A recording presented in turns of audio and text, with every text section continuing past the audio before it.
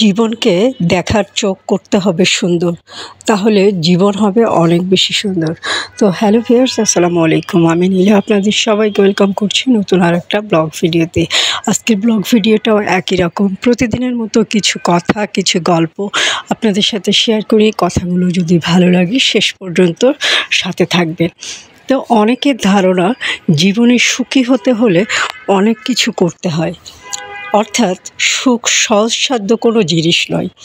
মূলত সুখকে ধরাছোঁয়ার বাইরে একটি বস্তুই বলে মনে করা হয়, আর জীবন জুড়ে চলে এই সুখ খোঁজার অনবদ্য এক প্রচেষ্টা।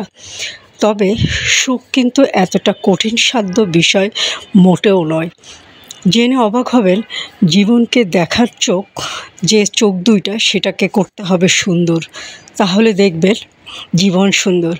যদিও জীবনে সুখী হওয়ার কোনো ধরাবাঁধা কোনো নিয়ম নেই, তবে এমন বেশ কিছু কৌশল রয়েছে যা অবলম্বন করে জীবন হয়ে উঠতে পারে সহজ ও সুন্দর। ঠিক সেরকম একটা কৌশল হচ্ছে জীবনের প্রতি কৃতজ্ঞতা প্রকাশ করা। আধুনিক জীবনে সবার মধ্যে নিজের জীবনের প্রতি অসন্তুষ্ট থাকার একটা প্রবণতা রয়েছে। কেউ কারো জীবন নিয়ে খুশি নয়। এই প্রবণতাই মূলত জীবনে সুখী হওয়ার ক্ষেত্রে একটা বাধা। জীবনের প্রতি কৃতজ্ঞতা প্রকাশ করুন, ছোট ছোট জিনিসগুলো উপভোগ করুন। ভবিষ্যতের তাগিদে বর্তমান জীবনের ছোট খুশিগুলোকে অবজ্ঞা করবেন না।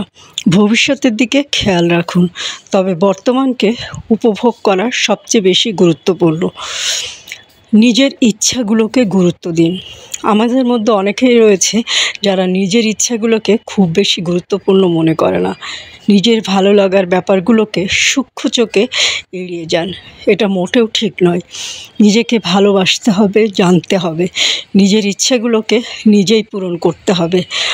আমরা নিজেদের সুখের জন্য সবসময় অন্যের দিকে চেয়ে থাকি, যা কখনোই আপনাকে সুখী করতে পারে না। নিজের ইচ্ছা ও সুখের দায়িত্ব নিজেই নিন। ক্ষমা করতে শিখুন। নিজেকে ও অন্যকে ক্ষমা করতে শিখুন। আমরা শৈশব থেকে শুনে আসছি ক্ষমা একটি মহৎ গুণ, তবে এটি শুধু একটি গুণ নয়, এটি আপনার মনকে হালকা রাখতেও সাহায্য করে। খেয়াল করে দেখবেন, আপনি যখন কাউকে ক্ষমা করে দেন, তখন মনে হয় আপনি নিজে একটা ভারী পাথরের বোঝা থেকে মুক্ত হয়ে গেলেন। তাই নিজের ব্যক্তিজীবনে সবসময় ক্ষমাশীল থাকার চেষ্টা করুন। নেতিবাচক চিন্তাভাবনা বাদ দিন। আপনার জীবনের সবচেয়ে যে জিনিসগুলো খারাপ প্রভাব ফেলে তা হলো আপনার চিন্তাভাবনা। তাই নিজের চিন্তাভাবনার দিকে খেয়াল রাখতে হবে। নেতিবাচক চিন্তাভাবনা কখনোই আপনাকে ভালো কোনো কিছুর দিকে নিয়ে যেতে পারে না, বরং আপনার জীবনকে করে তুলতে পারে বিষাদগ্রস্ত। তাই সবসময় ভালো চিন্তা করুন, কখনোই খারাপ চিন্তাগুলোকে প্রশ্রয় দিবেন না। জীবনের লক্ষ্য নির্ধারণ করুন। জীবনে আমরা তখনই সবচেয়ে বেশি অসুখী অনুভব করি যখন দেখি আমাদের কোনো অর্জন নেই। এর জন্য আপনাকে নিজের জীবনের কিছু লক্ষ্য নির্ধারণ করতে হবে। একেবারে বড় কোনো কিছু করতে না পারলেও ছোট ছোট মাইল ফলক তৈরি করুন।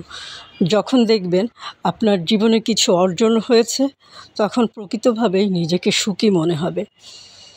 অলস জীবন কাটাবেন না। জীবনে অলসতা জড়িয়ে গেলে জীবনের প্রতি অসন্তুষ্টি কাজ করতে শুরু করে। তাই অলস জীবন কাটাবেন না। নিজেকে ভালো কাজের সঙ্গে যুক্ত রাখুন। যখন কোনো কাজ থাকবে না, তখন নিজের শখের কাজগুলো করুন।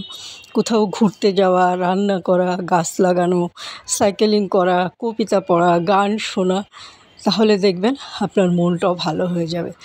আর আরও একটা টিপস আছে, সেটা হচ্ছে সুন্দর কিছু শাড়ি পরুন। যারা মেয়েরা আছেন তারা সুন্দর কিছু শাড়ি পরুন, এবং যারা ছেলেরা আছেন তারা প্রিয়জনকে সুন্দর একটা শাড়ি গিফট করুন। গিফট করলেও আনন্দ পাবেন, মনে একটা সুখ সুখ অনুভূতি হবে। আর যে গিফট পাবে, শাড়ি পরবে, তার তো আরও সুখ সুখ অনুভূতি হবে। আর এই সুন্দর শাড়িগুলো পেয়ে যাবেন অদ্রি ফ্যাশনের লাইফস্টাইলের পেজে।